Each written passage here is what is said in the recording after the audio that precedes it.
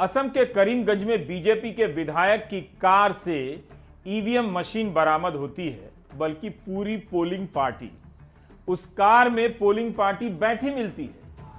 Royal Bengal tiger करना चाहता था। नंदीग्राम का चुनाव संपन्न हो गया।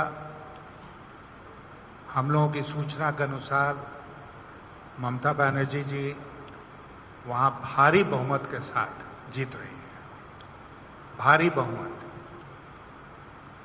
उनके मुकाबले में दूसरे उम्मीदवार जो हैं वो कहीं कॉन्टेस्ट में भी नहीं है, प्रचार जितना भी कर रहे हैं। लेकिन आप जानते हैं कि बंगाल में 8 फेज में चुनाव हो रहा है। आज उसका दूसरा फेज था और नियम जो चुनाव आयोग ने बनाया है वो ये बनाया है कि जिसमें क्षेत्र में चुनाव होगा वहां पर चुनाव शुरू होने के 36 घंटे पहले से चुनाव प्रचार थम जाएगा। लेकिन आज के युग में क्या ऐसा होता है? क्योंकि आप बाकी क्षेत्रों में कहते हैं कि चुनाव प्रचार चलेगा और जो टेक्नोलॉजी का विकास हुआ है, टेलीविजन, मीडिया, सोशल मीडिया, उसमें जो कुछ कहीं अन्यत्र कहा जा रहा है वहां पर उसका असर उन क्षेत्रों में भी पड़ रहा है जहां चुनाव हो रहे हैं। इलेक्शन कमीशन ने इसके बारे में कोई अभी तक उपाय नहीं किया है। अब आज आप सब लोगों ने देखा होगा कि जब चुनाव प्रक्रिया जारी थी, वोटिंग चल रहा था, उस समय देश के प्रधानमंत्री अन्यत्र कहीं बोलते हुए उन्होंने क्या कहा?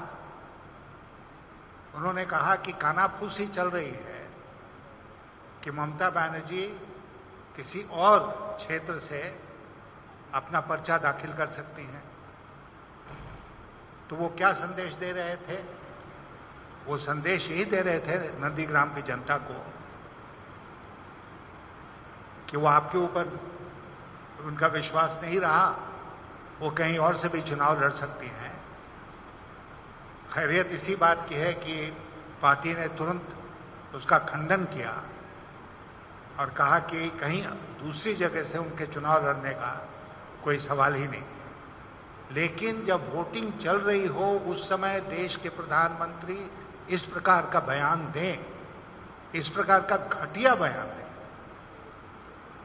वोटिंग को प्रभावित करने के लिए, मैं समझता हूं कि इससे प्रधानमंत्री के पद की मर्यादा को ठेस पहुंची है और आगे प्रधानमंत्री को इस प्रकार के बयान से बचना चाहिए।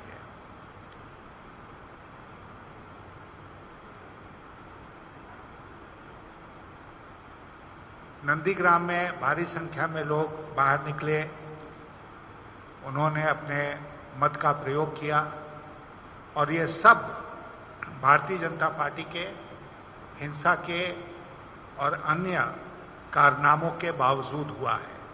यह हम लोगों के लिए बहुत संतोष का विषय है कि लोग डरे नहीं, रुके नहीं और वोट देने के लिए आगे आए, सब जगह और विशेष करके नंदीग्राम में।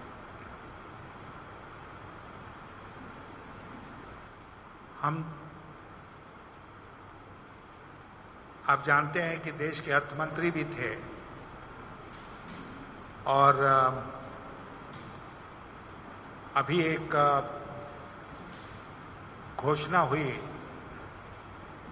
वित्त मंत्रालय की तरफ से कि जो भी स्मॉल सेविंग्स हैं उसके इंटरेस्ट रेट में भारी कटौती होगी। किसी किसी योजना में तो 110 बेसिस पॉइंट्स की कटौती। अब वित्त मंत्रालय में फैसले कैसे लिए जाते हैं, घोषणाएं कैसे की जाती हैं, इसका थोड़ा बहुत ज्ञान हमको भी है।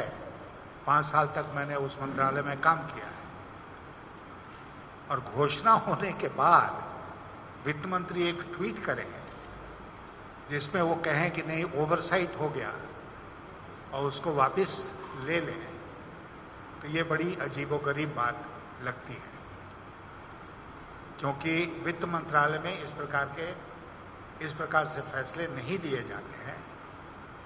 मैं तो डिमांड करता हूं कि वित्त मंत्रालय की वो संचिका, वो फाइल जिसमें ये फैसला लिया गया, उस फैसले को सरकार सार्वजनिक करे और लोगों को बताए कि कैसे फैसला लिया गया, किस स्तर पर फैसला लिया गया, और आज क्यों कहा जा रहा है कि ओवरसाइट हो गया, उसमें फैसला लिया गया। और मैं आपको एक और चेतावनी आज का देश की जनता को देना चाहता हूं, और विशेषकर बंगाल की जनता को, कि ये चुनाव के मद्देनजर इसको वापस लिया गया है। जहां चुनाव की प्रक्रिया समाप्त होगी, सरकार तुरंत इसको फिर से लागू करेगी, और जो अल्प बचत की योजनाएं हैं उसमें जो भारी कटौती ब्याज दरों में की गई है उसको फिर से लागू किया जाएगा।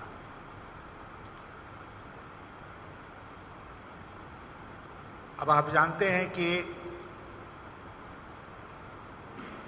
पिछले 30 सीटों का जो चुनाव हुआ, उसमें तुरंत चुनाव समाप्त होने के बाद देश के गृह मंत्री महोदय, कोई मामूली पार्टी का आदमी नहीं, गृह मंत्री, और मैं जोर देके गृह मंत्री इसलिए कह रहा हूं कि देश का गृह मंत्री जो बयान देता है ना, उसके पीछे केवल पार्टी की सूचना नहीं रहती है कि पार्टी से हमको सूचना मिली कि इतने सीट पर हम जीतेंगे। देश के गृह मंत्री के पास, आप जानते हैं कि सेंट्रल आईबी है, दूसरी एजेंसीज हैं जिससे उनको सूचना मिलती है, और उन्होंने घोषणा की कि 30 में 26 सीट भारतीय जनता पार्टी जीत रही है। मैंने उसी समय ट्वीट किया और कहा कि उनका बहुत कंजर्वेटिव एस्टिमेट है, वो शायद 30 में 35 सीटें जीत रहे हैं, लेकिन 26 पर ही उन्होंने उसको रोक दिया। आज मैंने दिन में ट्वीट किया है कि मैं बहुत ईगरली अवेट कर रहा हूँ, इंतज़ार कर रहा हूँ कि आज गृह मंत्री जी क्या दावा करते हैं कि आज जो चुनाव हुए हैं उसमें उनको कितनी सीटें मिलेंगी। अभी तक वो सूचना मेरे पास नहीं पहुंची है, अगर आपके पास सूचना होगी तो बता दें, वो भी एक मज़ेदार स्थिति पैदा करेगी। धन्यवाद। इंग्लिश बोलते হবে না, बोलते হবে না। Everyone is at a long day, so you all must be very tired. So I'll keep it very short, very short.